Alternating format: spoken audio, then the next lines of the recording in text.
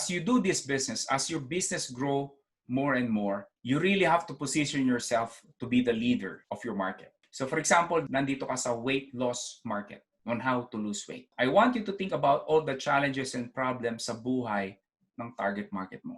If you really want to put yourself in a position that you have this long-term business, you really have to sit down and fully understand yung target market mo. Ano ba yung challenges? Ano ba yung challenges? Say, ang target market mo yung mga mom who would like to lose weight.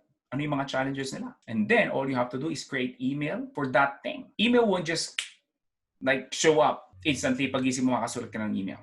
For most people, you have to write down some ideas. Okay? Just list down the topic. Maybe today, you can talk about, kunwari lang, again, nasa weight loss market ka, probably today, you can talk about how challenging it is for mom to lose weight because they have kids. The following day, you can talk about how sugar is bad for your body. The following day, you can talk about a simple 10-minute exercises. The following day, you can simply, you read an article about a successful mom who lost weight, you can probably create an email. You can create so many emails about those things. The key here is you have to lead your market. Be the leader of your market. Wait, before you go, do not forget to click that red subscribe button below.